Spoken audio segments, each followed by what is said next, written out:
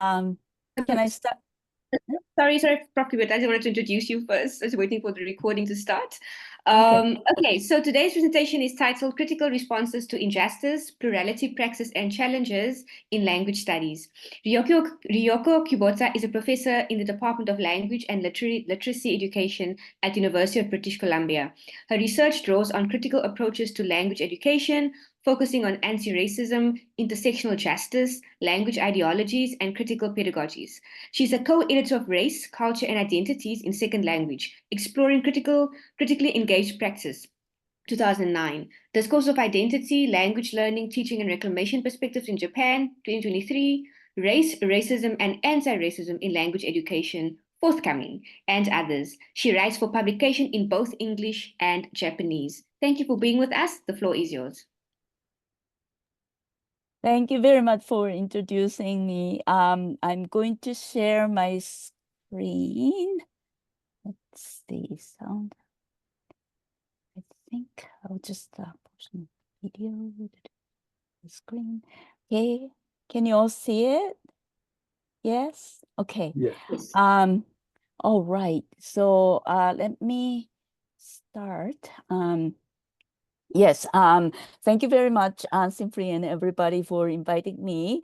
I'm in Japan, visiting or staying with my 96-year-old mother who lives independently and my only family member. So I need to support her every now and then.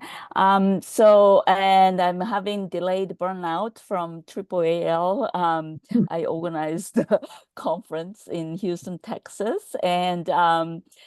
And so today I'm not very organized, and it's what I'm going to talk about is very much work in progress. I haven't even written anything, but I appreciate your feedback, and I hope this will be a forum for discussion.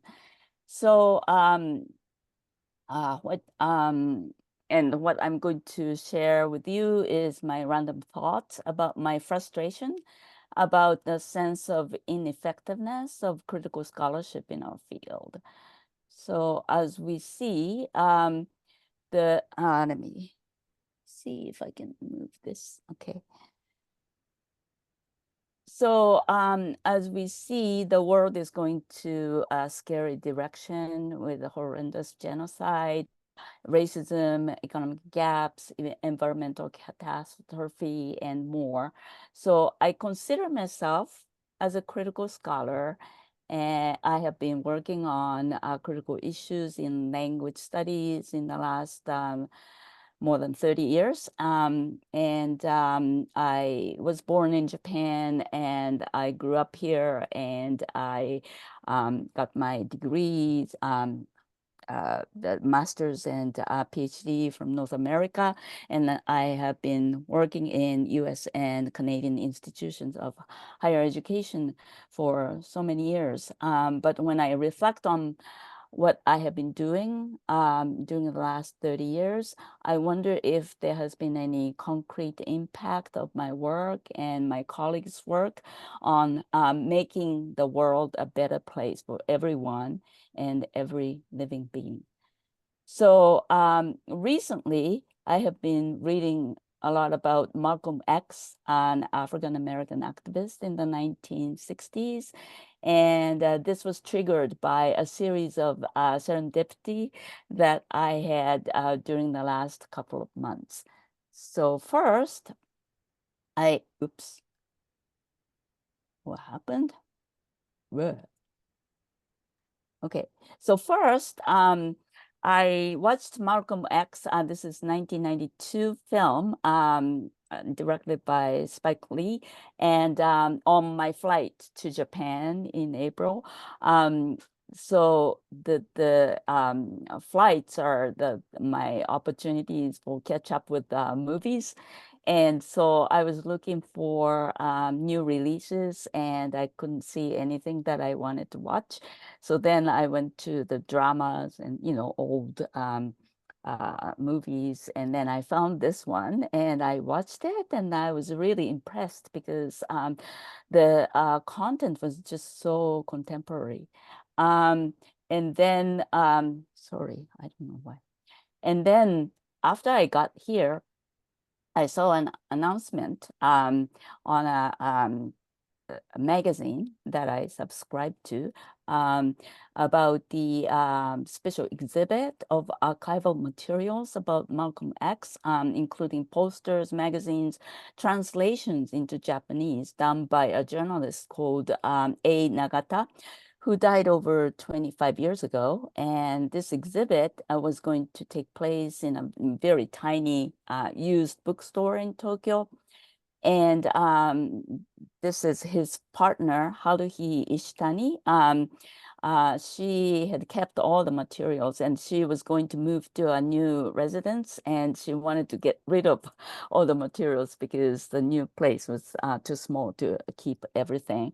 And so this used bookstore owner suggested that they do this exhibit and then let many people know about these materials, and hopefully university or some kind of institutions will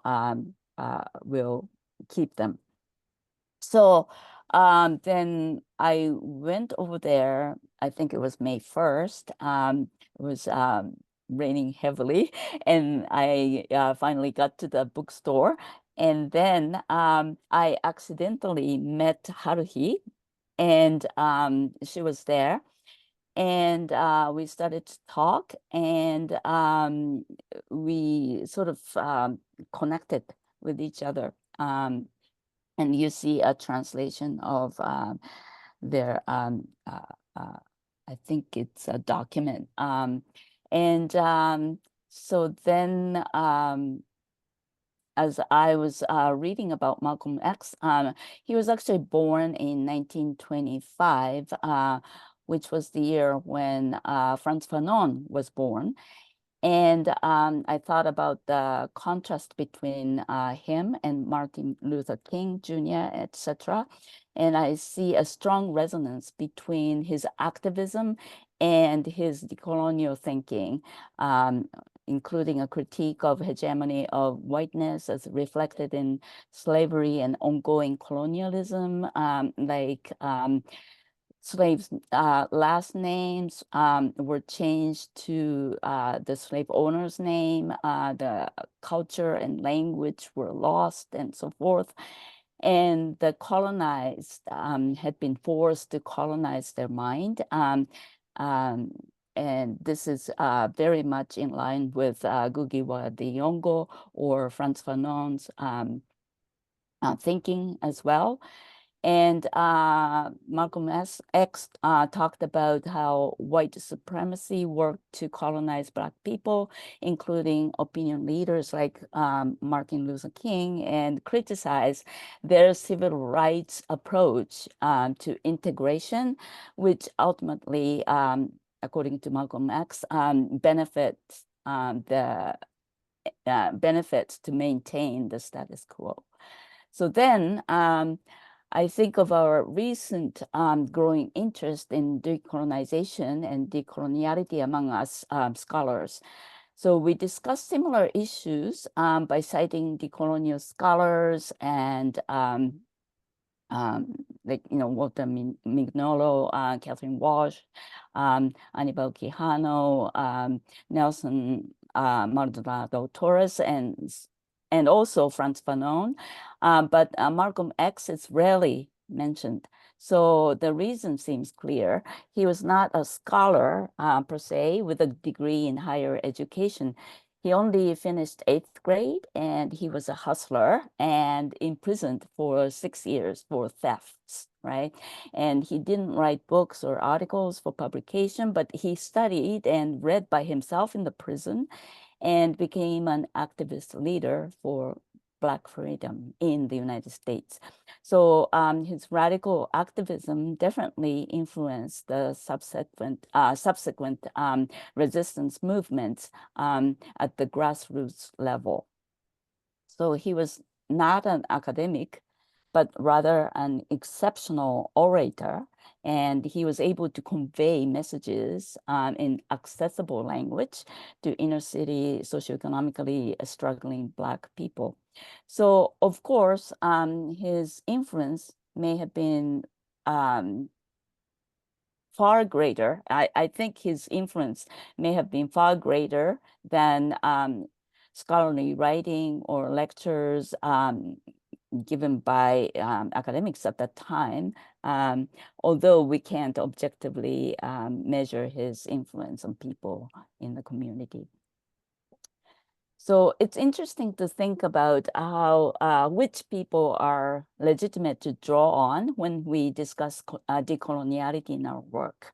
I consider myself as a critical scholar trying to advance critical perspectives, but in terms of influencing and mobilizing people in local communities, like convincing teachers, students, parents, ordinary people, about the problems of native speakerism, hegemony of whiteness, racial linguistic biases, and so forth, then I feel I am a traditional intellectual rather than organic intellectual, to borrow Gramsci's term.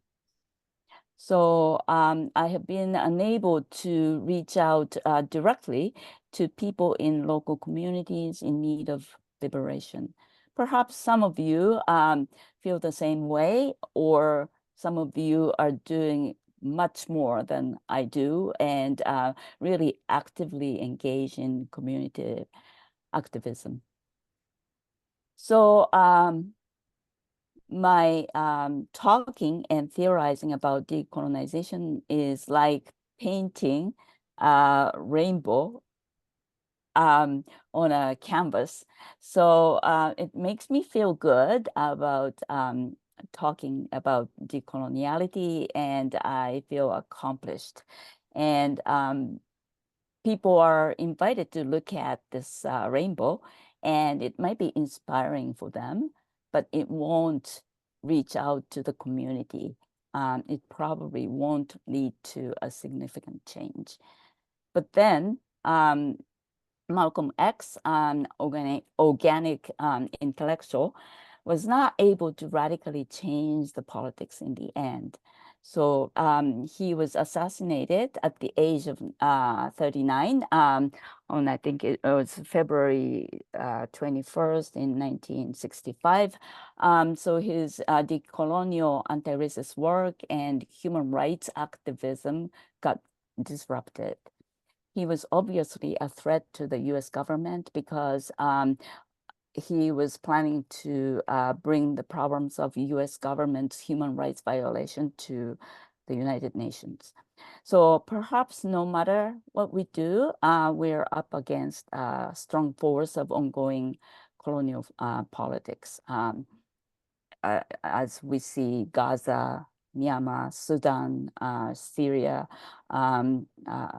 Xinjiang, Tibet, Hong Kong, and so forth. So as Malcolm said, by any means necessary, we must continue to resist and protest and advocate. So focus and outline today, because my field is language studies or applied linguistics. I will focus on this area, and some issues can go beyond that. And I will discuss responses to injustice, which I broadly define as inequity in the understanding and treatment of language forms, practices, and users. And in my talk, work in progress, I will highlight the plurality of critical responses to injustice, different manifestations of praxis, which is critical, committed reflection action for transformation, to borrow Paulo Freire's work. And I will talk about some boundaries. And then I will focus on intertwining three fronts. First, intellectual front, and second, activist front, and third, everyday practice front. And then I will show you some public scholarship project that I have been doing.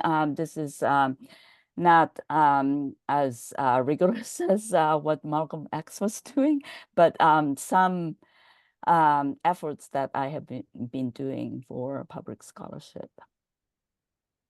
Okay, so first, the intellectual front. So scholars have problematized and debated on linguistic marginalization and oppression in the last 30, 40 years.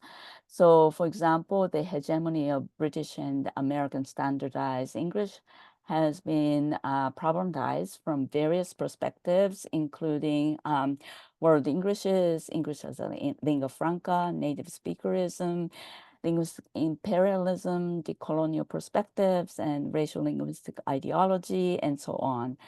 So there has been critical debates within these discussions. For instance, the concept of world Englishes has been critiqued as essentialist and thus contradictory. As you all know, world Englishes describe nation-based characteristics of English, so that really essentializes the English spoken in that particular nation state. And so therefore, some people think that world English is not even critical. But according to other people, in the beginning of the scholarship in the 1980s, it had decolonial spirit because Braj Kachu was interested in outer circle post-colonial Englishes. But anyway, so linguistic imperialism has been critiqued from post-structuralist perspectives as being too deterministic regarding the conceptualization of power, which leaves little space for resistance or purposeful appropriation for power reversal. So like Muzna's AAAL talk and work on the appropriation of English by Palestinians in Israel is an example. So, and also in terms of English as a lingua franca, John O'Regan and others have critiqued from Marxist perspectives. So O'Regan critiqued that ELF movement reifies English as a lingua franca as a seemingly stable form, and that it sidesteps from socioeconomic inequalities associated with English in a globalized world. So these debates are useful for us to advance our scholarship or scholarly knowledge. And after all, we scholars make living by producing knowledge, debating it, and reformulating it. So these activities are necessary for us and for our institutions to continue to exist. They may also help create critical discourses that would inspire teacher candidates and graduate students. But these debates can divert our attention from the core problem, which is inequity that exists among languages, linguistic practices, and language users. So it can also divert our attention from praxis, actually doing something that needs to be exercised in the real world. On the activist front, many scholars are engaging in professional activism or professional praxis, which is to actually take an action to change oppressive system or practice within the field or within your institution. I admire people who are actively engaged in ongoing issues and doing things to make a change. But at the same time, I also observe cases where well-meaning efforts to condemn oppressive system or practice may actually disadvantage disadvantaged group of people who are enduring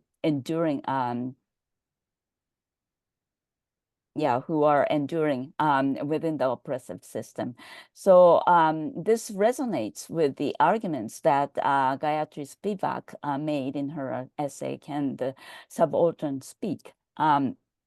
By the way, Spivak has recently attracted public attention on social media, which is related to what we're discussing here. So I will come back to this later. Basically, what she argued that subaltern women in India living in the oppressive system of both patriarchy and colonialism cannot speak because they are caught in between the Hindu tradition of patriarchy and the colonialists' condemnation of that tradition, which aims to liberate these women, but this also will deprive these women of their cultural identity. So these colonialists are doing this liberation from goodwill, but then the consequences may not be totally, entirely liberating. So what I would like to focus on is a well-meaning act of liberation can undermine the well-being of the oppressed in a deep sense. There are many examples of such double binds, but here I would like to take an example of a call for boycotting a conference in Texas. Well, actually, it was the AAAL, the American Association for Applied Linguistics conference was held in Texas, Houston, Texas, and some of you attended it. Thank you very much if you came. And I chaired the conference, and the conference in Houston was planned several years ago, long before COVID. And then COVID hit, and we couldn't cancel the hotel contract. So we postponed it. And in the meantime, all the oppressive politics came into the Texas social situations. So then some AAAL members wanted to boycott the conference in Houston. So in response to this, last year's president, Lourdes Ortega, wrote a statement in consultation with the executive committee members and shared shared this statement with the members, right? So among many issues, one important point was that Texas has many institutions of higher education where AAAL members work, with whom we all need to stand in solidarity. So in this statement, it says many AAAL members based in Texas experience the impact of discriminatory and inhumane policies day in and day out.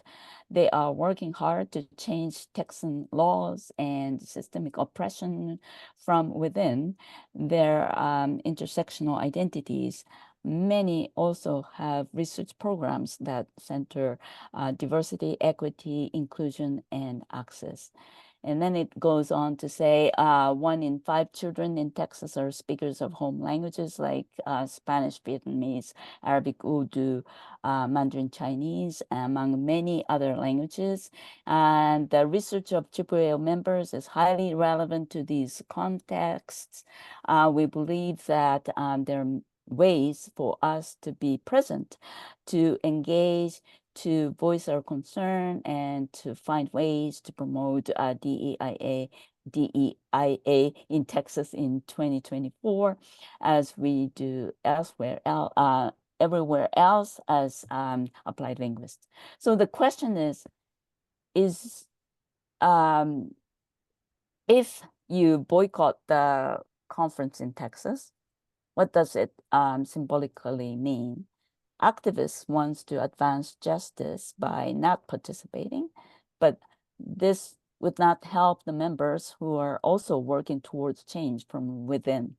So even with the boycotting option, there should be a way to support these members, but I didn't see any discussion about this coming from the activists.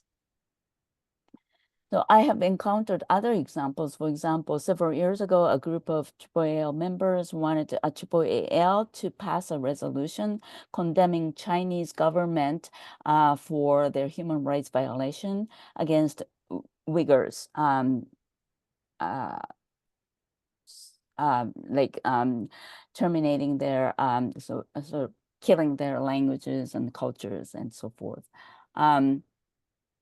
And I was part of the initial group email discussion, and there are many complicated issues behind this, like, including media reporting, portrayal of the whole event. But anyway, issuing an official statement condemning the Chinese government could also disadvantage other groups, like AAAL members who are associated with China, AAAL members who are Chinese citizens, or research associates, and so forth, right?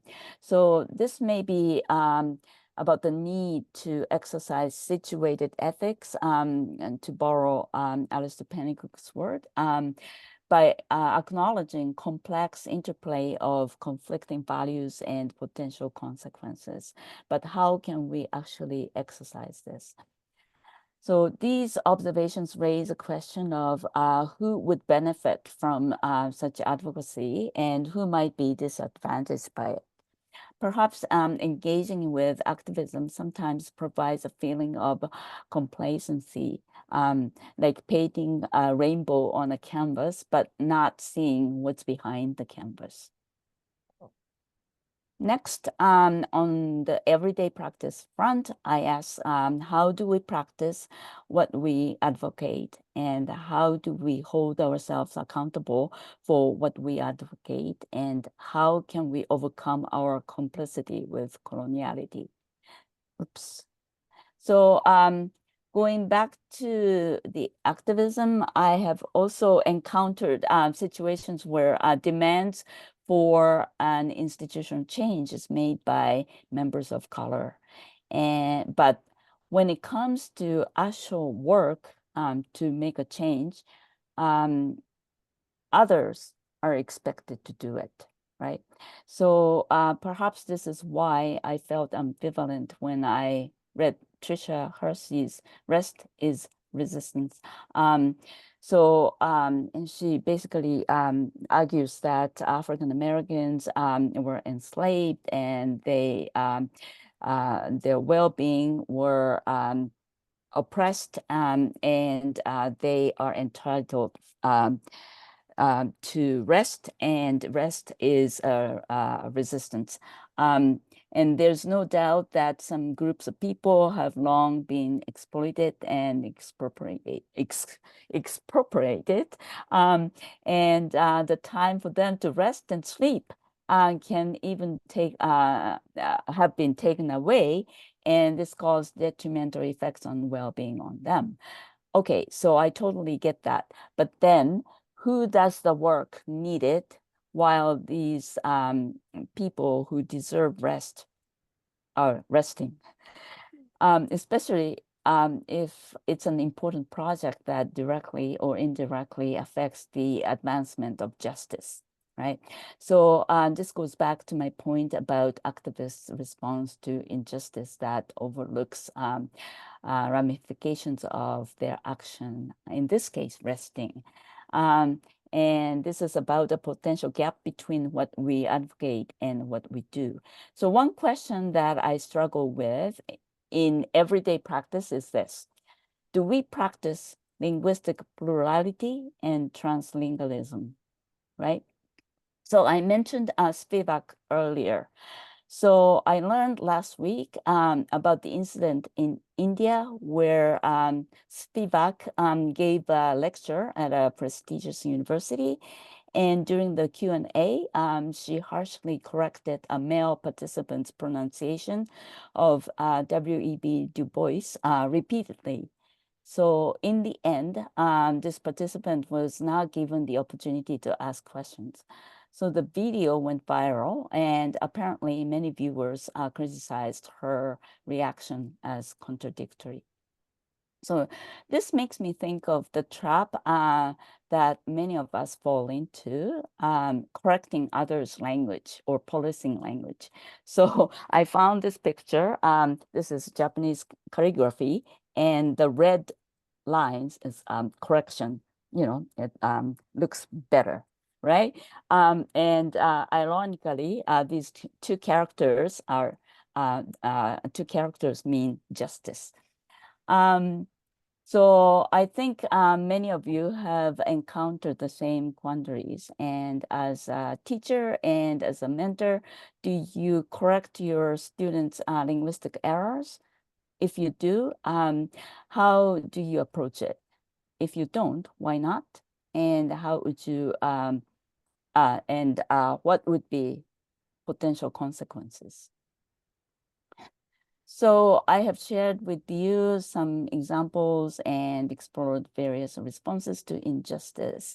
And it seems to me that academic debates about justice-oriented theories as intellectual responses are necessary for our own survival, but it's in a way deceptive because it rarely leads to fixing real-world problems.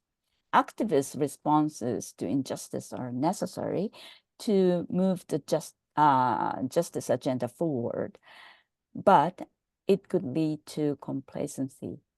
So many of us face challenges of walking the talk in everyday practices. So we are not Spivak, but we may share a similar positionality as a traditional intellectual.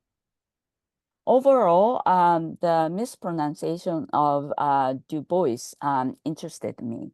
So we won't know what the man in the audience wanted to ask because he was cut off. But again, here, Du Bois it was mentioned because he was a traditional intellectual. But Malcolm X would never be mentioned in an academic lecture. He never published, and he was an organic intellectual. This makes me wonder how we can tackle injustices with a result-oriented practice. So with this, I want to share with you briefly my public scholarship project of documentary filmmaking for stimulating awareness of linguistic diversity and politics among students, teachers, and general audience. This is an experiment for me to take our expertise to the public domain. So the first one is called World Englishes, Voices in Canada, and the whole the film is about 47 minutes. I wanted something like American Tongues. I don't know if anybody knows this, I think it's 1987 documentary film, American Tongues, but I wanted, for a long time, I wanted to do a similar one with World Englishes, and my dream came true. This is not a very high quality video, but at least you can take a look. And this is this QR code takes you directly to the website, and it's all the videos are on YouTube, and you're welcome to use them for any purposes. And it's divided into 5 episodes, but there's a full video as well. And also, I'm thinking of having a project, sort of action research project with international teachers and scholars who are interested in using this for professional development activities for teachers or even parents, school administrators, and so forth. So if you are interested in that kind of project, please contact me. I'm very interested in getting connected with you. But anyway, I can show you, let's see, I can show you the episode number 4, which is language and race. It's about 10 minutes. I hope we have time.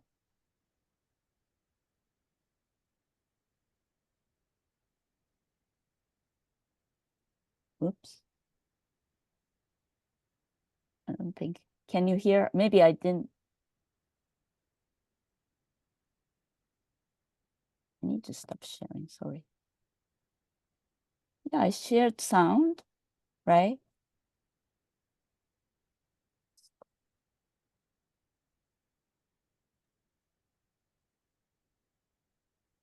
Ah, I know.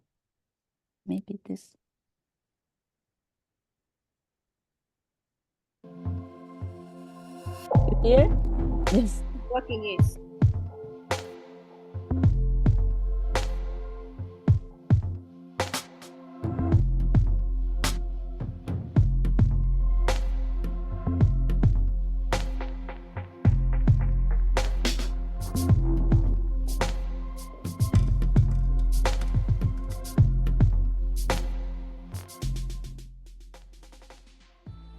When you hear the word speakers of English, what type of physical appearance do you imagine?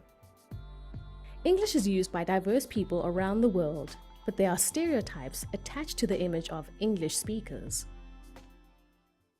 I don't think I speak standard English because standard English means white English or white people's English to me.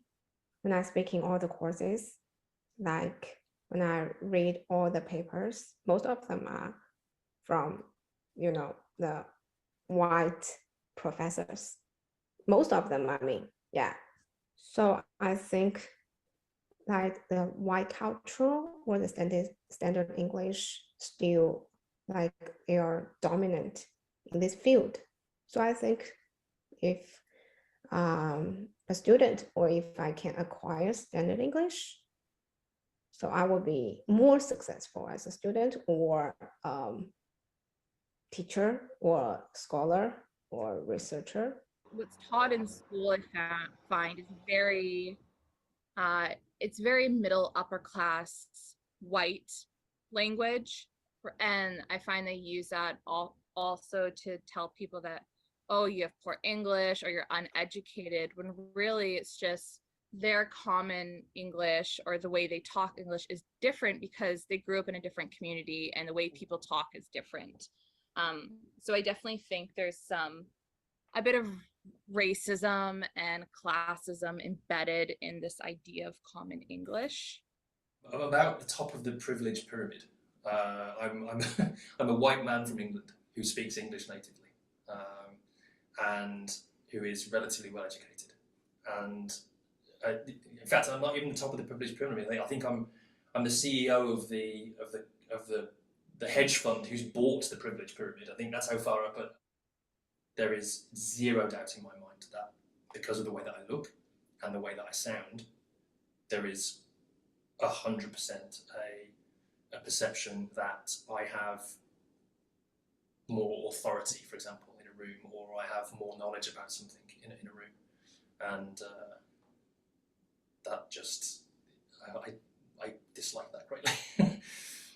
What was interesting when I first moved here was and it's still apparent when people hear my accent, and we all have accents, people would say, oh, you're from the States. And then there would be certain associations with expectations of how I would sound. So if I said I was from Boston, they would say, oh, you don't sound like you're from Boston. And which is something I never hear from people that I grew up with. They don't say, oh, you don't sound like you're from here, because I'm from there. And so it was interesting to sort of hear the stereotypes that would be framed around how people would experience me. A white person I know who's from Jamaica had to do accent reduction because a Jamaican accent is associated with black people. It's sort of a standard, if you will, Jamaican accent, Creole, Patois, however one wants to characterize it. And so when people would hear him speak on the phone, they don't know that he's white, and so his whiteness wasn't able to come through. Even we speak English badly, it also makes sense. We can explain, we can try to fix that. Like we can fix your appearance, right? Yeah. I think so too. Like even if, like people who are born here and from Asian parents can be like said those things, right? Because of their appearance. Like they speak English fluently, like because they are native. But since they are from Asian parents, I think because I look fully Chinese, that people say that my English is like very perfect, but that's also because like it was my first language. So I guess that's like a compliment. I guess it's like a compliment, but then it's kind of like, for me, it's a no-brainer that I should be able to speak fully English. So it's like an assumption that because of the way that I look, my English might be different. Feelings, I guess, surprised. I feel like people expect my English not to be as good because I look foreign. I think for the most part, it's more of a surprise that it's more fluent. I guess I don't look the way that most Western people look here. And they would assume that because my background is Chinese, that maybe my English isn't as fluent. Do not perceive a Canadian family as a white man, a male, a white female, and two beautiful children and their dog. I see that advertised online and I'm just like, oh, and then I pick them at the airport and also they're shocked because they think that I'm, 30 years old. Sometimes, people's physical appearance alone can trigger assumptions about where they are from, or what language they speak, or how well they speak English. Somebody comes to my lab and suddenly says, "Oh, you must be from India, right?" I thought, what makes you think that I'm from India? I haven't even spoken a word with you. Why do you know that I'm from India? So then the person is lost. Okay, just because your color, they can't say that. I haven't said anything. You just, based on something you assumed, but that base in your mind, it's a racism. But I sometimes have these unfair because sometimes I work with some how to say Caucasian people, white people, and some strangers just greeting with him, but not for me because they're also white and they think it's just, I think, unfair. But I think just the same things is happening in Japan because if you're the clock in Japan and there's some Japanese people and white people come to the store and which people do wanna say hello, of course it's Japanese and yeah, that thing is happening. I think it's a little bit unfair, but it makes sense because if the situation was changed, I do the same thing. It's hard for, I know working at Starbucks, I had some managers that would look at resumes that had someone with a non-English name first. So they would look at that, go, oh, well, do they know English? And then they would look at their resume and see that maybe they just left a school in, say, in South Korea. They just left a school, they just finished, and now they're in Canada. I did have managers that would go, this is going to take a lot of time to train them because they're not going to know English. And I would always gently remind them that you don't know that they don't know English. The things you're talking about in terms of how people look at Black English or Black English vernacular, or there's a lot of different ways in which it's talked about, I know, within the context of people who study language. but it has an origin. It's not bad English. It's English which has evolved over time because of context and interactions with other groups and other languages. And so, as we know, language reflects how people see the world, and it's some of the limitations that I find that are placed on or perceptions of Black English are from people who do not speak the language. And so those are judgments, oftentimes racist judgments, that are framed through the lens of white supremacy and colonialism and capitalism. And so, those are mechanisms of control and subjugation, not mechanisms for liberation and humanization.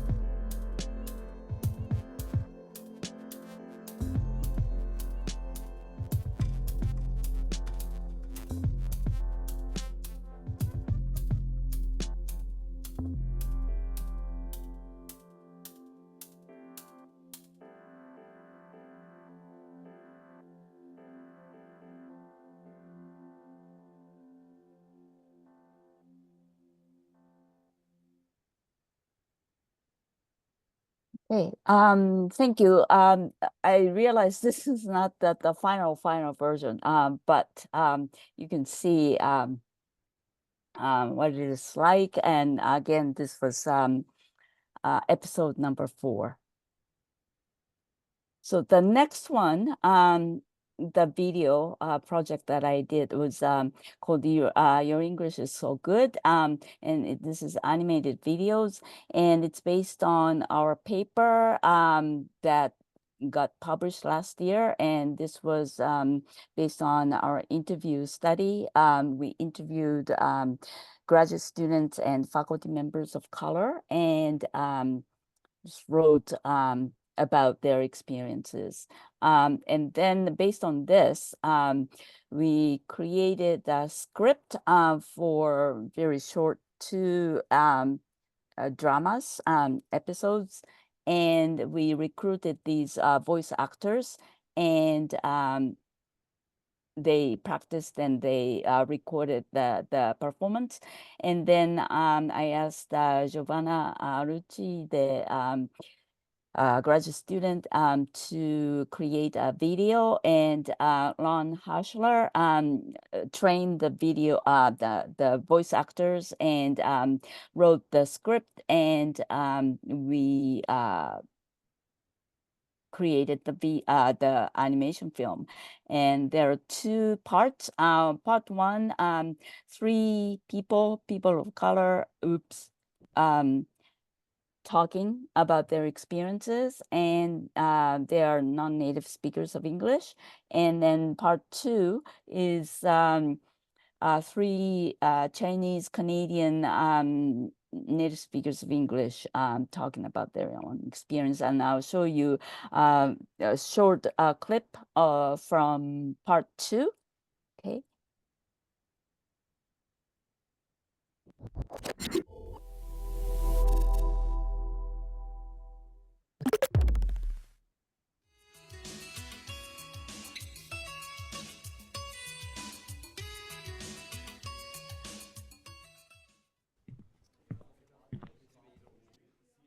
Hi, welcome to the Graduate Student Social. Hi. Do you mind wearing one of these name tags? Oh, yeah, sure. Okay, great. So grab a drink and sit anywhere you like. Okay, great. Thank you. Okay, thanks. Hi, Andy. Hi, Michael. Sorry for being so late. Parent-teacher night. Need I say more? No worries, Emily.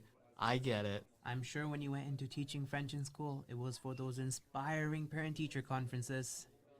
I'm just happy you made it out in one piece. Oh, well, barely. So get this. I'm sitting there, right? And I have my Eiffel Tower on the corner of my desk, and I know it's cliche, but I want parents to know who I am.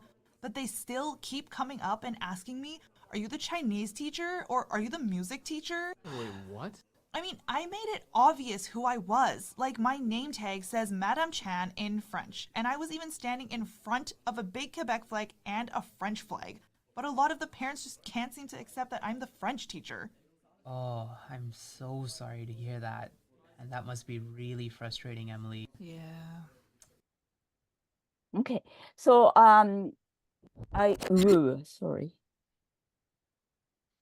I wanted this video to be used for workshops, professional development for faculty, staff, students in classroom, and so forth. And also, if you think it's relevant, you're welcome to use that as well. So I will end with a few questions. Let's see. So how would you respond to injustice in your intellectual work, activism, and everyday practice, and why? How can we enact greater praxis? And how can we build allyship and solidarity across differences? So that concludes my presentation. So thank you very much.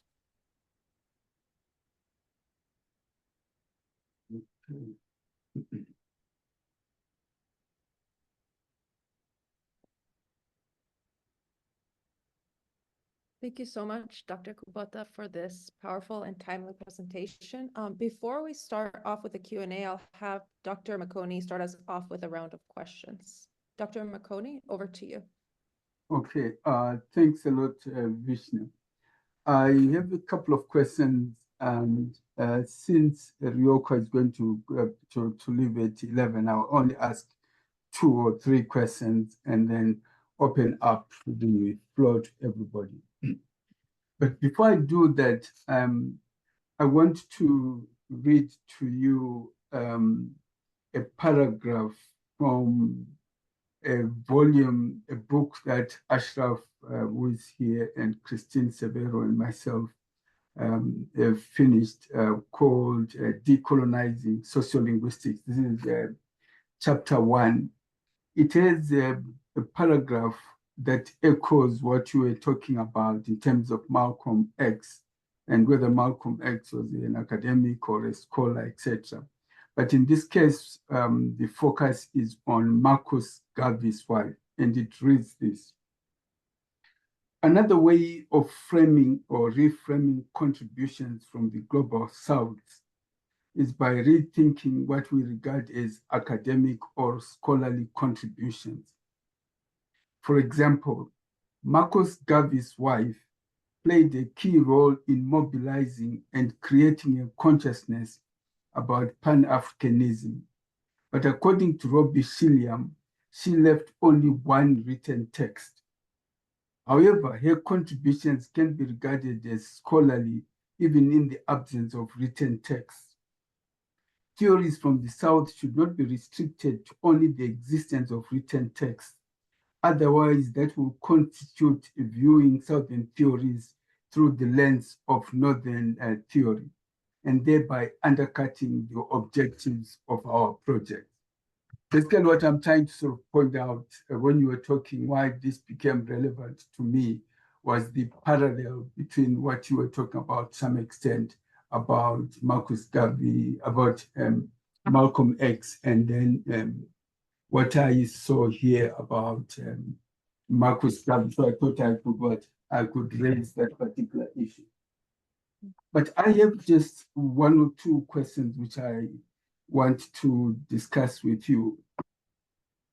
Is the problem that you were raising, let's say, about some speakers being regarded as too highly proficient in English, and that notion clashing with aspects about race, is that relevant to English only, or it applies to other languages, for example? Mm-hmm. Mm-hmm. Let me put it differently.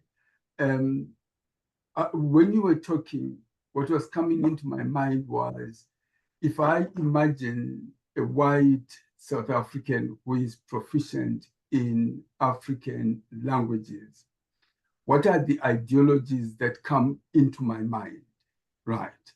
So in other words, is this problem an idiosyncratic aspect about English? And does it, or does it apply to other languages? Does it apply to Japanese, for example?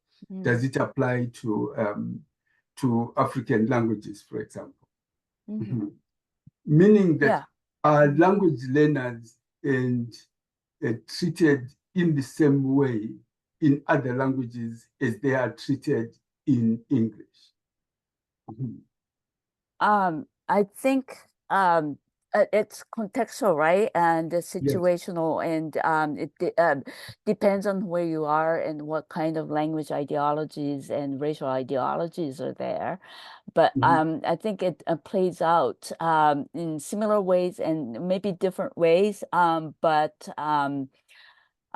For example, I don't know, I can't think of any example. Maybe some of the people in the audience can think of some, concrete examples of, different languages and different raced,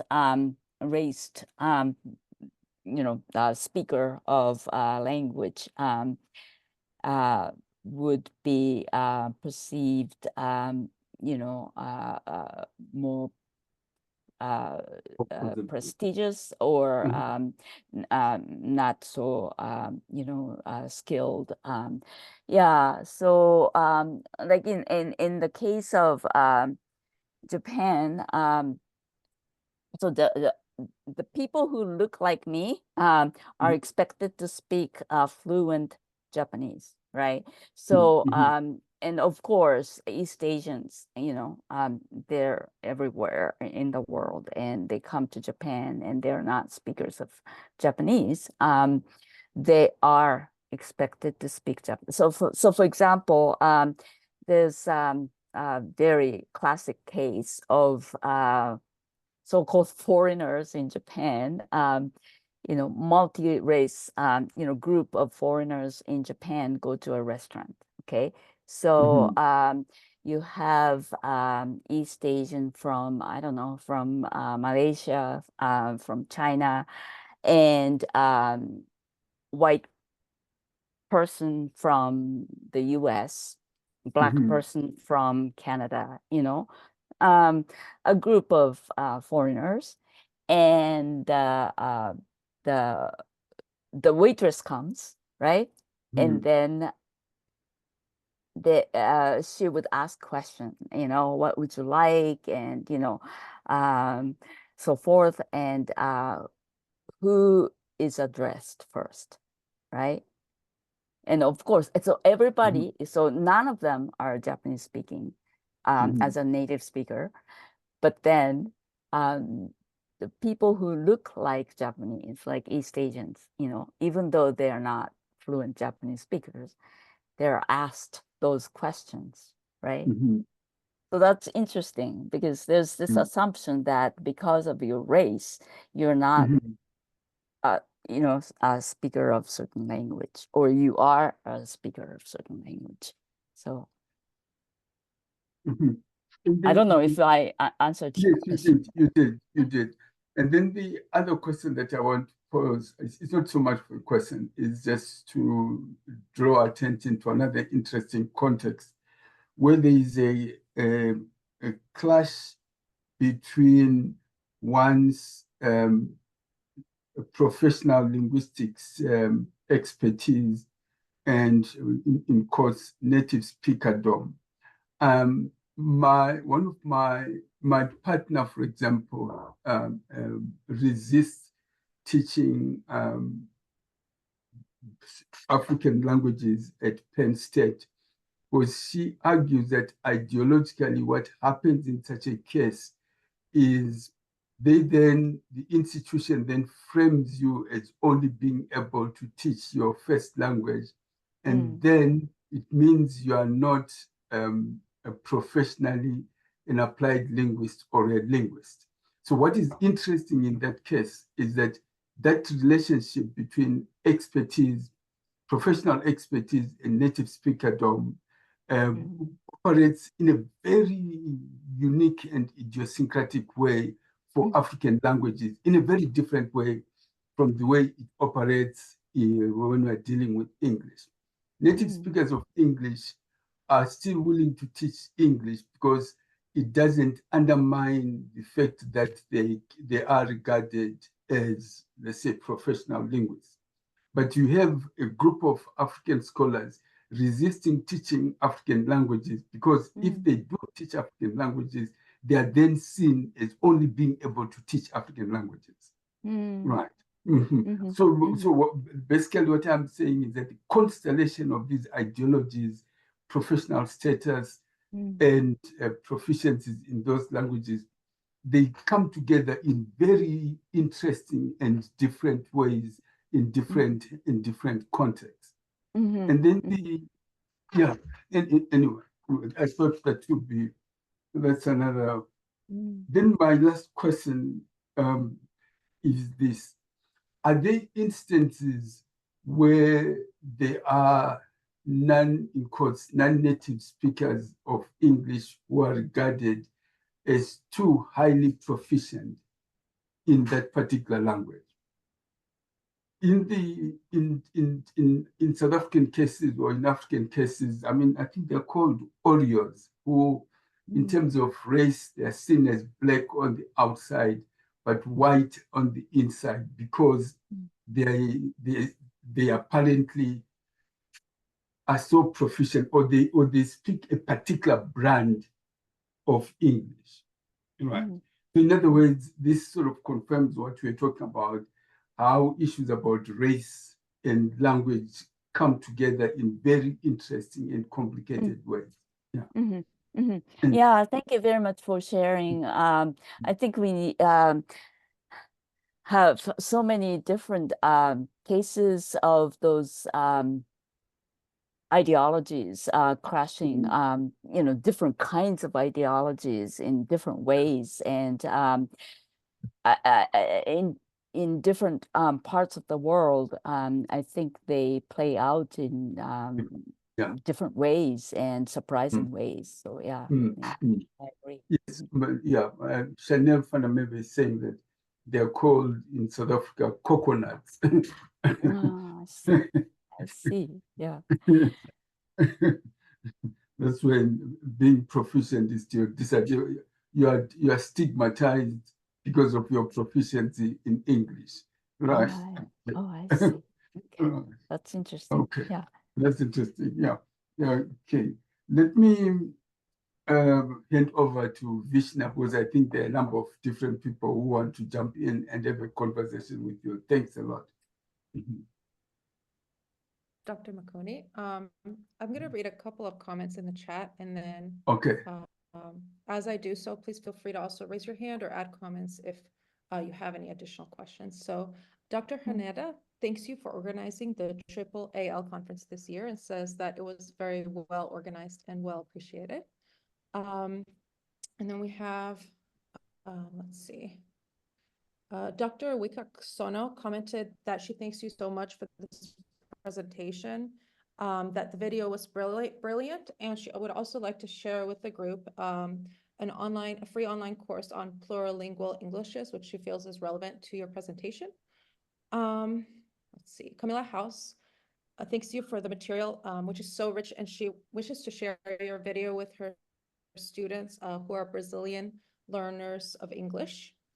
And then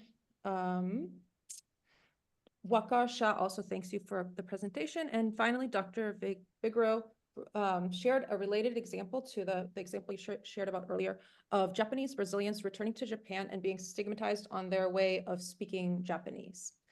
Okay, and then we have a question as well from Rasman. They ask, to what extent do you think the limited impact of critical approaches in effective, meaningful, real-world changes could be influenced by the predominance of these critical theories being produced by academics working at elite universities in the geographical north rather than by scholars in universities in the south? So if you would like to address that. Yeah. Yes. Yeah, I don't know. Maybe other people may want to jump in, but I guess in this case, probably not the question of global South versus global North. It's more about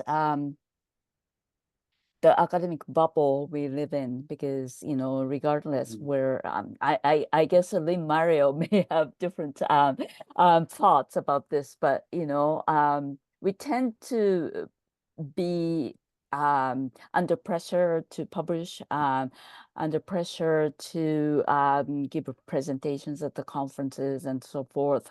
So we tend to do our activities within our academic bubble, regardless of where we are. Maybe in different countries, things are a little bit different. And I see some activists, actually, scholar activists, here in Japan, who is speaking out and writing to popular media about the atrocities in Gaza and so forth. So maybe some conditions are different in terms of publication venues, availability of it, and so forth. But in general, I feel that the academics are confined within our academic bubble, and part of it, not everybody, but most of us are highly educated and come from higher socioeconomic families, and we don't have, like, I had no idea what it is like to live like Malcolm X, right? So so I think that upbringing and or just background, personal background and everything sort of perpetuates the tendency to just generate, create knowledge and discuss it within the academic bubble. So that's my take on it, but some other people may want to jump in. Yes, it will be interesting to hear Arthur's peers on this, because he has got a slightly different life experience on the relationship between academy and activism. Arthur, do you want to jump in?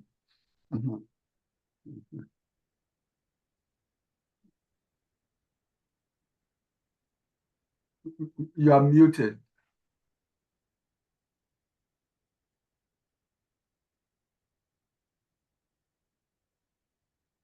I think you're still muted. You're still muted. Arthur, you are muted. Are you asking, is it Yeah, for me or thanks for letting me know. Oh.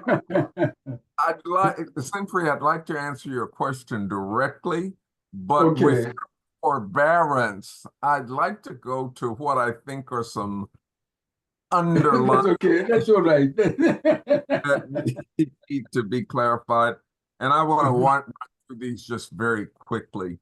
Wonderful and very interesting presentation, by the way.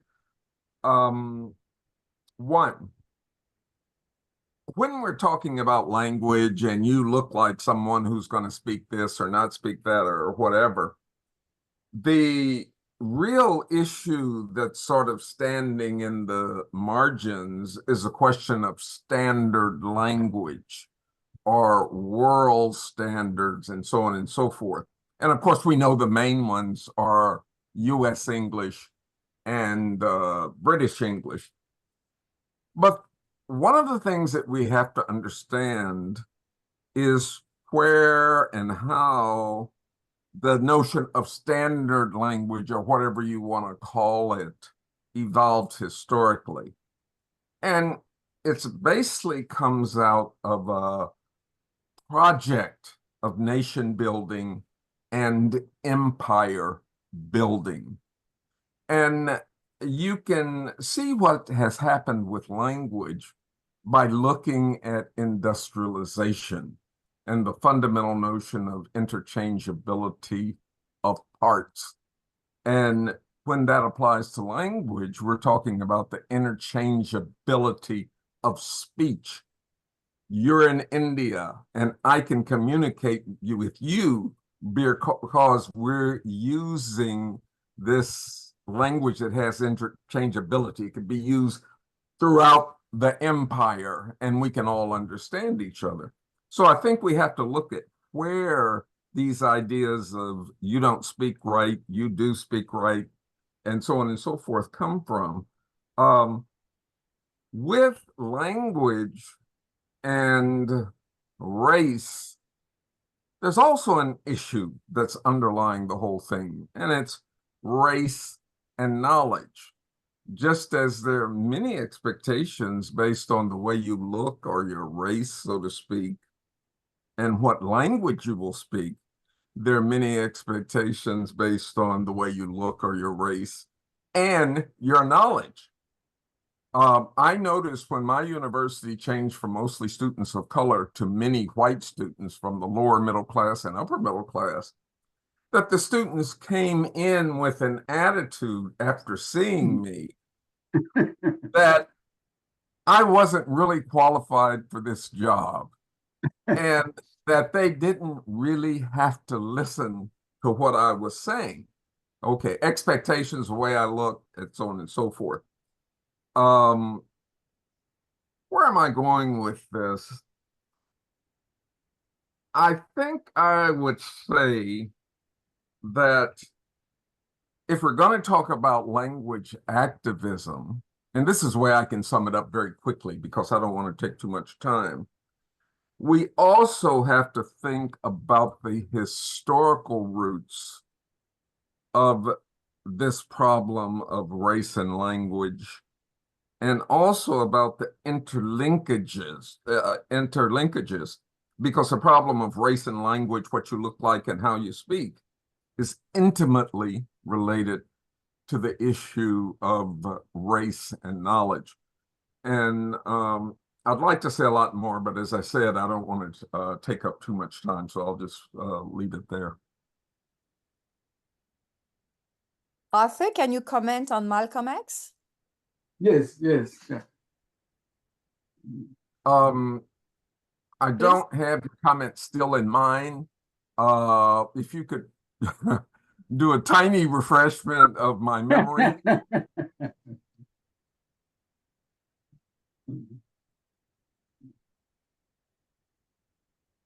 If you could Marconi, you asked the question, so can you refresh this one?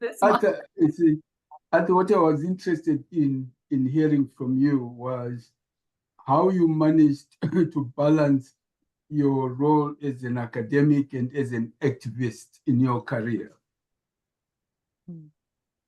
I don't consider myself much of an activist at this point in my life. Okay. As an activist during my college and graduate student years. Okay. And in a way, I'm sort of like Chomsky. My activism doesn't have a clear relationship to what I write. But I'll make 2 points. My activism was in the civil rights movement. Okay. And activism can be very perilous. I could tell stories. People were killed. People were ostracized. People had to go into exile. People were exiled, and so on and so forth. People had their passports taken. This is a part of the civil rights movement that somehow or other doesn't get discussed nowadays. But that's where my activism was. I became a linguist later on, and most of my writing could not be considered activist in a fundamental sense. As my career progressed, my writing became activist in the sense that I started dealing with race, racism, white supremacy, race knowledge, race language, and all of those things. But in terms of being in the streets with mass groups, gatherings, and so on and so forth, that has declined precipitously since my university days. And I'll make one comment. It's very hard to maintain a real activist career and a real professional or work career because of time constraints. Outside of prestigious universities, we work in sweatshops. Okay. If you're going to publish and teach and attend committee meetings, etc., you have no time left for your life. Okay. I had a 7-course teaching load. So I had to make a decision. Was I going to stay in that work environment or leave it? What I have done is helped groups from the side. I said, what can I do in my work situation? I will help groups from the side. So what I do is I counsel. I think I'm counseling, and I hope they're listening to what little I have to say. And number 2, I give generously to groups that are doing the work that I would like to join them in on the ground. So I hope that answers your question. It's not a situation that I'm satisfied with, but it's the way I've been able to manage the various things in my life. The other thing is I don't have a family. I've told people I could never publish as much as I have, and I'm not saying I've published a tremendous quantity. If I had to deal with spouses, partners, wives, children, I couldn't do it. So I applaud those who have been able to do that outside of prestigious institutions where there are resources. But at a public university that's constantly underfunded, it's almost impossible. It's almost impossible. So I hope those comments respond to what you were talking about, Cecile and Stanford. Yes, yes. I mean, I can say that I was a recipient of your wise counseling when I was in protracted academic wilderness. Yes. Okay. Right. Vishnu, you are the one with moderation. Go ahead, Dr. Kubota, go ahead. Yeah, I'm just wondering about the audience experiences of dealing with linguistic errors or accuracy issues, with your students. So, for example, I have observed some instructors, graduate students working with, undergraduate students, and they're advocates of translanguaging and, linguistic pluralism and so forth. They critique linguistic imperialism and native speakerism and so forth. But when it comes to correcting or, marking students' papers, and also just editing things, they mark all these, corrections. And the errors, I mean, there are some obvious errors, but then the errors are very tricky concept because it really depends on subject judgment, right? What you think incorrect may not be incorrect, from another person's perspective. So it's a very tricky thing. And I'm just and I have observed some people, correcting students' errors, and they say that because they need it, in order to graduate, in order to get into graduate school, in order to publish, you have to write in good English and so forth. But I'm just wondering what people's approach is in terms of accuracy and error correction.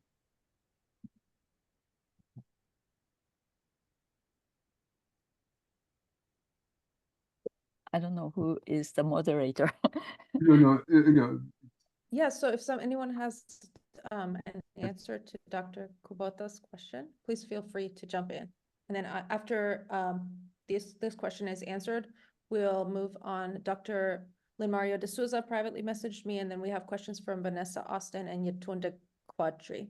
But first, if anyone has an answer to Dr. Kubota's question Well, about air I pressure, have an please feel free answer to to, I have an answer.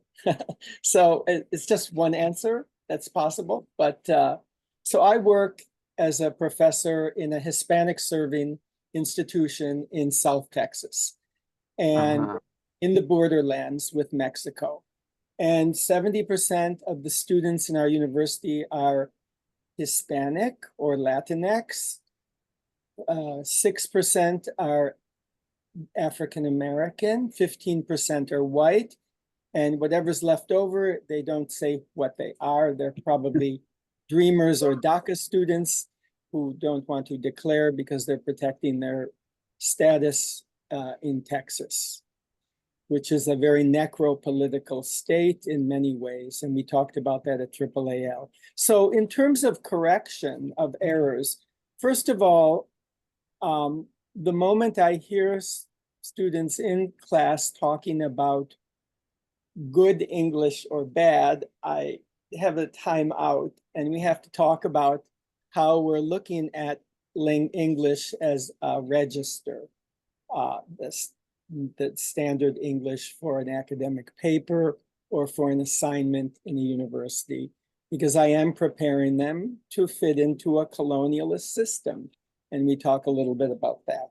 But again, it's not good or bad usually. It's more around discussing a different register, an academic register, and what that means. So that's one thing. Now, do I create spaces in my classrooms for students to write in a translanguaging space? I do.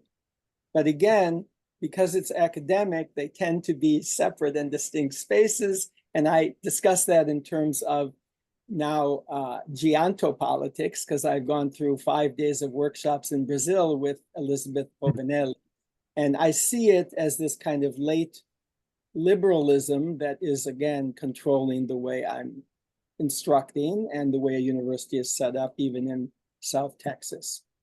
The other thing is I talk about collocation and the company that words keep, and we look at how that can vary. And then the final idea that I bring into the classroom is the idea of creativity. Why is it that I, as a native speaker, an American US native speaker of English, can be creative in the way I collocate and people will accept it, but someone who's speaking from a bilingual background who are being creative will be frowned upon again. And we look at it through the lens of colonialism. We look at it through the lens of a pure language as versus mixed language and code switching. And these examples that come up in class that students bring forward are very interesting because they allow me to bring into the classroom all these other ideas, which I mentioned briefly here. So that's basically sort of what I do. I had a comment directly related to what Professor Kubota asked about students' language and correcting papers. And I want to zero in on that. Here's what I did, correcting papers. I did not correct students' language. I focused on clarity. I don't care how you spell. I don't care what grammatical mistakes you've made, et cetera, et cetera. Is it organized? Is it clear? And not that that's the only way to write, but it's expository writing, which is necessary in a university context. With students' language in general, talking in class, their papers, delivering presentations, and so on and so forth, I was not concerned with their particular language variety. So if it was Singapore English or Bengali English or whatever, that was not my concern. My concern was, again, clarity, organization. And when we talk about language, there are really two things in the classroom situation. And one is the language variety itself, the words you use, your morphology, phonology, etc. But there's also something else, and I use the term delivery. Many of my students are not aware of what we take for granted. You have to speak differently, no matter what your language variety, in a public context, in a public situation, than you speak when you're talking with one or two or three friends or family. So one of the things that I talk to students explicitly about was speaking in a public situation. So I pretty much ignored their language variety. And there were times when I simply could not understand the students very well. New York is where I taught. We have students from practically every place in the world at many different levels of American Standard English mastery, if I can put it that way. So when I was in a situation where I simply could not understand enough of what the student was saying to get their gist, I told them, I said, I cannot quite understand you, unfortunately, so I cannot give feedback. If you'd, number one, if you'd like to go ahead and speak, I may not fully understand you, but other students in the class may understand you well enough to respond, and they can certainly do that. So that's the way I handled it. And of course, I also gave them a thorough grounding in that thing called Standard English or Standard American English or Standard British English, where it came from historically, and the fact that it's a national project and an imperial project. When you talk about language imperialism, you're not going to get rid of it until you get rid of empire. That's the fundamental point. I rest my case. Thank you so much, Dr. Spears. Can I Go just ahead. Yes, of add course. just one comment? I am getting very irritated by being corrected because I use English as a second language, not spoken language. You know, people rarely correct me when I speak, but when I write, right?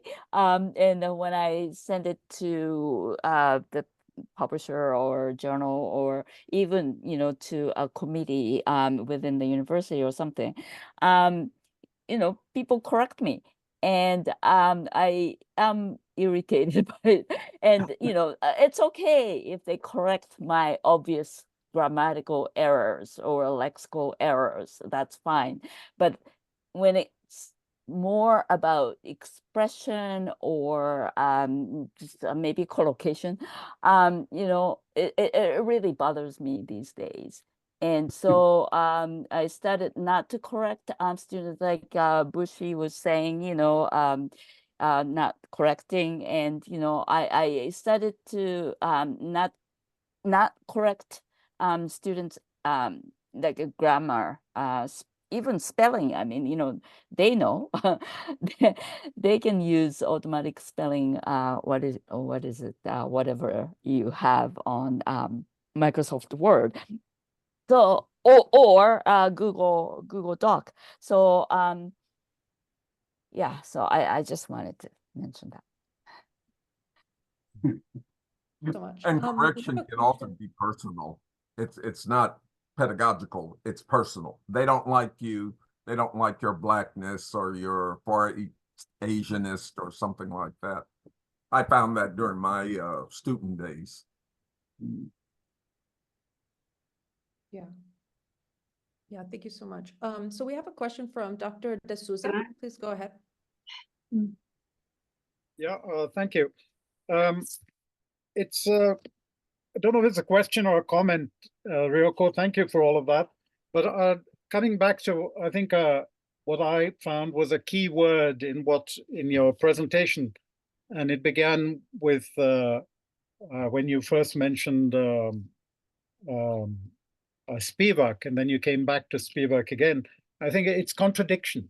And I think this is what's coming up in a lot of our discussion here.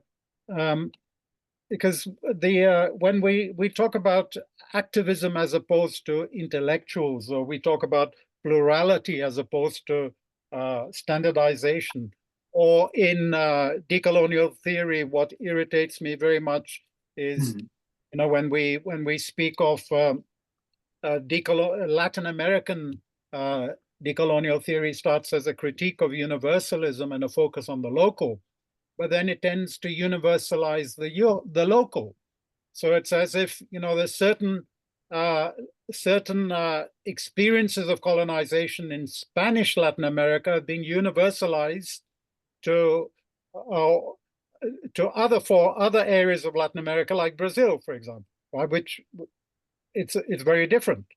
So there are there are these contradictions that we're facing in applied linguistics and language teaching. So, and they come up exactly when we talk about pluralization.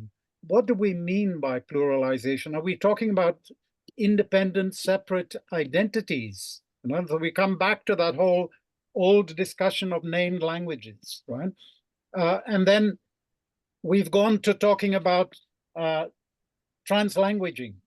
Now, exactly what do we mean by translanguaging? Because then we can see that different people mean different things by translanguaging. Are you moving between named languages? Are you talking about repertoire, right? And here I'm going back to the Indian sociolinguist Kupchandani's concept of plurilingualism in India. He said it's not about separation and separate languages. Repertoire is about what he calls accommodation. So it's about selecting one of the elements of repertoire according to a particular communicative task at hand. And that element may be a different language, it may be a lexical item, it may be an accent or whatever, right? But from a perspective of homogeneity and singularity, that looks like contradiction all the time. Because now you're here, now you're not. Now you have an accent, now you don't. Now you're using the standard language, now you're not. And it's not, language is not about homogeneity, as we've seen various contributions here. It's about situatedness, right? And I think the basic problem we have, and Ryuko, I'd like you to hear you on this. I think it's not about homogeneity or heterogeneity. It's not about universality or situatedness. It's about how we deal with this between one situated element and another. Because even those who think they're not situated are obviously situated, right? So it's how do we first make people conscious that they're always situated? It's like being correct or not being correct, right? We're always correct in relation to something and not correct in relation to something else. And I think what I'm talking about is solidarity, conviviality, where we can be solidary to people who are not like us in the different situations, but we do understand their suffering. It doesn't mean we have to be when Enrique Dussel talked about the ethics of liberation back in the 70s, right? He talked about situated ethics always beginning from the position of suffering and the margins, the social margins, right? But then that gets confused with classical Marxism, where the margins become the standard and they become universalized, right? So then, are we talking about social class? Are we talking about gender? Or are we talking about indigeneity? Then these become the margin, right? But can we speak across margins between one marginalized community and another? And this is, I think, what we are learning at the moment from indigenous communities across the world, where they've given up trying to speak to their nations. Now they're speaking across national borders to other indigenous communities. For me, that's that's solidarity, that's conviviality. How can we live together with people who are different, right, without appealing to our privilege and our power and making use of these, right? Even though we can apparently be solidary, but we don't question our or don't question our own privileges or try to distance ourselves from them. How do you, what do you feel about that, Ryuko? Because then what I'm saying is activism is also possible within the intellectuals academy. I see. Yeah. Okay. Yeah, I think so. But my concern is we are transforming our ways of thinking among intellectuals and academics, but then does it is it translated into other people in the community, like my neighbors, the parents in schools, and I think those people need to we need to kind of reach out to these people and communicate these justice, ideas of justice and equity, and I feel very frustrated because there's a lot of racism, linguicism, and all these injustices in society, and how can we change it? And that's my question. And the other thing, as I was listening to you, was about sort of shifting our focus from language to communication, right? Because when we are focusing on language, then we are talking about like the forms and errors and things like that. But then when we shift our focus to communication, then exactly what you said, how do we communicate? How do we accommodate, to others' needs, and how do we adjust to the listeners or the readers' expectations and ability and so forth? So I think it's not about linguistic effectiveness or accuracy or errors. It's about communication competence and communication willingness to communicate, and communicative strategies in order to communicate. So that's my thinking. And other people want to talk. So. Well, thank you so much. We've had a question for a while from Dr. Austin. Please go ahead. Most of us are living our contradictions, living our, like, between things, those of us here in this group. And so that makes it all the more difficult. I listened to Ari, I listened to Lynn Mario and to Arthur Spears, and they've addressed, all the things that are bubbling on our minds. But individually, we have to get past that as well, because we're so immersed in it. Like Arthur said, well, it's not going to be gone until the empire is gone. Well, is the empire going to go in our lifetime? No. So there has to be another way that we can approach this that will make it more manageable, because otherwise it gets to be so overwhelming and tiring, intellectually tiring. I don't know. It's very frustrating.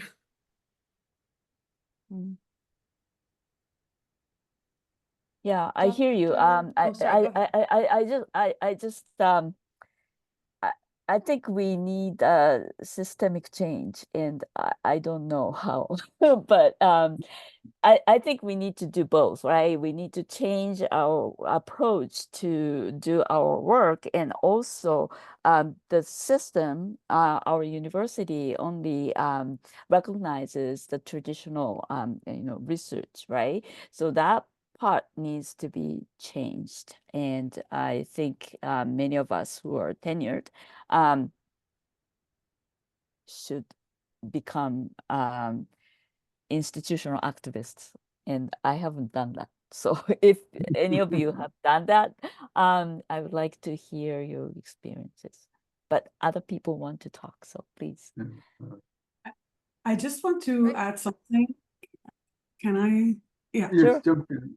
So first of all, Ryuko, as always, very inspiring, and I could relate to a lot of things, but I would like first of all to jump out of the English-speaking context and talk about the experience of being multilingual, and of course of sometimes having to teach in English in a non-English speaking context, and also being a speaker of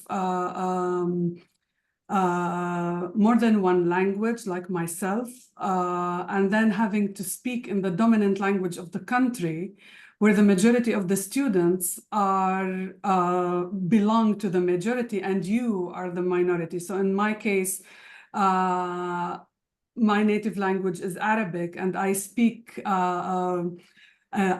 considering diglossia. So I have spoken Arabic as my mother tongue, and then modern standard Arabic or classic Arabic or Fusha is the language that I communicate for formal purposes for writing and reading in Arabic, and then Hebrew comes third, and then English comes fourth. And I'm based in an Israeli university, which is like a very rare situation for the Palestinian citizens in Israel, as the kind of we constitute some less than 1% in the university. So just think about it, that the chance that an Israeli student will learn with, and this is like, Arthur, I want to kind of here relate to your experience. So when you enter a class, and so in this case, it's not race, it's racialization. So for me, it's like my name kind of hands me in. So students already know that they're going to study with a Palestinian lecture because of the name.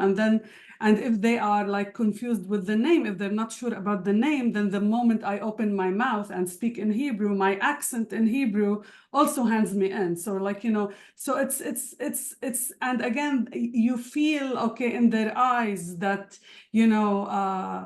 I could relate so much to what you said, Arthur, like whether I was a reliable source of knowledge, whether I was like, kind of, can they trust? And I sense that sometimes in the questions that they ask. So they need also kind of, it seems like a kind of testing all the time, that you're undergoing testing all the time, whether what you're saying is really reliable. And if you critique the state, if you bring something that is critical, then you need to be very ready with evidence to show what you are saying, or to kind of critique of what you're saying. And all is done not in my native language. And sometimes I get stuck, I forget a word, I forget, kind of, and I need to kind of translanguage. And then there are also the Palestinian students who are sitting in class learning in a language that is not their mother language. And I feel also responsible, and here's my activism. So it seems that, I need to kind of also bring in Arabic to this space that is dominated by Hebrew. And in a way, I feel that, and I take it as a mission, as like kind of an ethical mission. And I always start my courses with saying, well, hello, my name is Muzna, and I'm Palestinian, and Arabic is my first language, and Arabic will be part of this course, in the sense that, there are, and I feel like the kind of I see sometimes the tears on the faces of the Palestinian students who suddenly see kind of the presence of Arabic in this space where they did not really expect it. And so kind of it's my activism in this way, in this sense, is kind of decolonizing the multilingual space and make it really multilingual, in the sense that it's okay to translanguage, it's okay sometimes just to stop. And I tell the students that, sometimes I forget what's the word in Hebrew, or what's the word in English, or what's the word, because I'm multilingual, and let's be tolerant towards our own multilingualism. And it's in a way also a way to gradually get them. Speaking of our critical work, Ryuko, and questioning our kind of our responsibility about doing critical work in classes and in the university. And it's from this messiness, it's from this chaos that kind of characterizes who we are. And I think it's not only me, it's not only us minoritized. I think that everybody now experience this chaotic being. Okay, we're not really anywhere, but we're everywhere, and we're. And I think that what these last few months have just taught me is just to embrace my contradictions and to embrace our messiness and to embrace our multiplicities, and just to kind of also, pass it to our students. And this is how I'm coping in this, in these tough situation where I have to teach Ahmadist war in an Israeli university as a member of a minority, as a member of a Palestinian minority. And it's like by sharing my messiness. And I think that students in a way are kind of accepting it, because it's in a way they live in the same chaotic situation, but nobody is telling them that it's legitimate. Nobody is telling them that it's okay not to master, not to master who we are, not to master what language we need to speak, what is the correct form, what is the right way to speak at the university, what is the right way to write an article. So I think that, I guess that my contribution to your questions at the end, because I was really moved by the 3 questions that you asked, is that maybe it's time to also talk about decoloniality and its embracing messiness, and it's embracing our chaotic reality. And maybe this is where we can start kind of thinking otherwise. If I could go back to Houston to AAA, this is how we can think otherwise. Where we are a mess. We are like contradictory, and we do not master English well, but still we are professionals in English, regardless of the mistakes, that the so-called mistakes, regardless of, and I will end with that, regardless of the fact that the leading journals that we publish in, and please forgive me for all the editors who might be sitting here of these journals, who still require, or who still warmly recommend submissions to be consulted with native speakers before submission. So I think that this like statement that still appear in all of our flagship journals need to be removed. That articles that have underwent professional editing by a native speaker have more chances of being accepted or being. All of these statements are still there. Okay, and Len Mario, it is contradiction. So it's also, I'm kind of posing this question: how do we go through, with these still the coloniality of native speakerism and the coloniality of white middle class English dominating our field. So thank you, Ryuko. Yeah, thank you, Muzna. Just a short comment. I think this messiness can be applied to your comment on non-native speakerness, unedited, unproofread manuscript, even though it's proofread. I don't know, but anyway, and I don't want to call it a really messiness of the manuscript, but I think we need to embrace all these uncomfortable or it's kind of uncomfortable because I'm also bilingual. I write in Japanese as well. So, and I read in Japanese. I sometimes review manuscripts in Japanese, and also I used to teach Japanese. So, I read students' papers written as a second language, and sometimes it's irritating to see all these kind of unconventional ways of writing. But I think we need to start embracing all these different ways of expressing, even though they feel uncomfortable, they feel messy, right? And I remember, whenever I submit my manuscript, I have it proofread. I started not to use these days.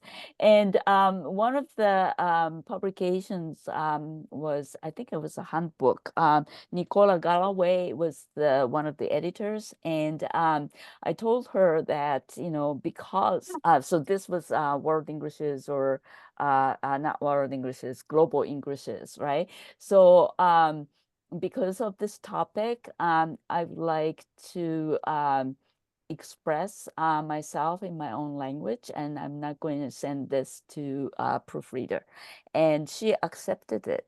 And she gave me like a few corrections, but that was it. So I think we can start doing that. So other people want to say something, please. Dr. Bhagat Gupta, so we have time for, out of respect for Dr. Kubota's schedule, we have time for one more question before moving to the after party. So Dr. Bhagat Gupta, please go ahead. Thank you so much, Musna, Rukuna, and even Arthur for sharing these very powerful stories. And I would beg to differ, Ryuko. I think you actually have been doing institutional activism. At least that's how it has seemed to me when I both read. And I remember 2019 when I heard you present at Penn State. That is when your own work kind of hit me, how you articulated your own challenges. So in that sense, I want to give credit to this work. So I want to talk to a concept that you mentioned and that I think is really very important, and that is walking the talk. So we have this allegiance that we pay to how we need to deal with social injustices through our social justice work, and whether we actually are doing this. And this is, of course, much easier to see how others are not doing it and how we think we are doing it. So just having this conversation is so very powerful, I think. I recall meeting this contradiction and dealing with it in a double special issue of Bandung, Journal of the Global South, that I was working on as editor in 2020. It got published in 2022.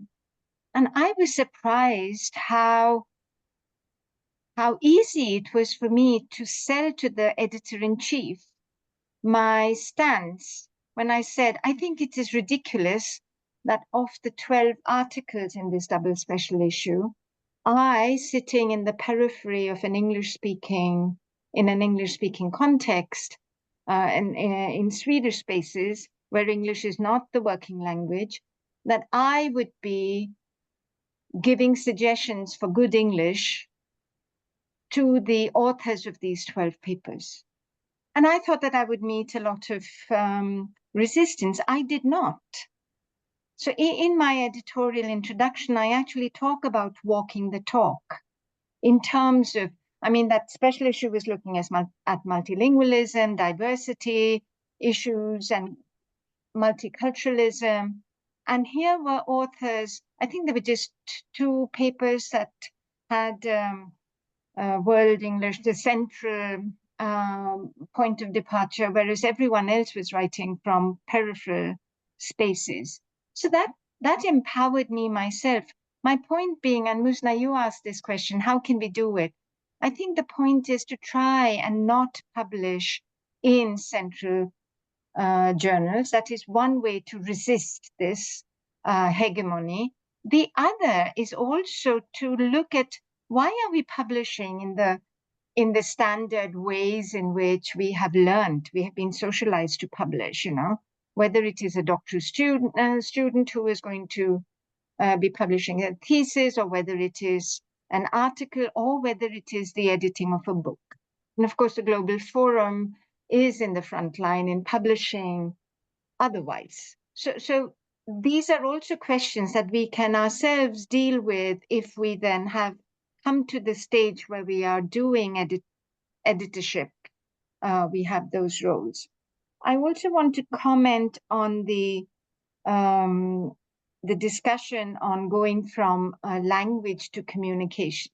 So if meaning making is a central enterprise, then multilingualism is my mother tongue, as a number of scholars in Southern Territories have repeatedly pointed out, that it is not working through one to the other. I mean, concepts like translanguaging then become meaningless because there are other concepts that deal with multilingualism in its meaning-making space.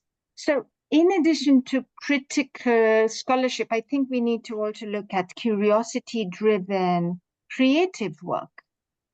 And unless we start doing that, so unless we become curious about what is the norm, and the norm, Musna, is messiness, and what from a Eurocentric point of departure we call messiness, and what we call chaos, that is the norm.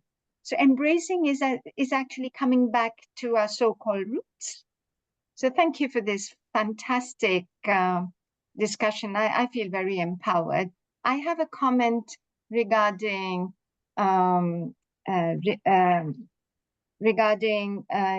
your discussion about Spivak, but I think I will save it for the after party.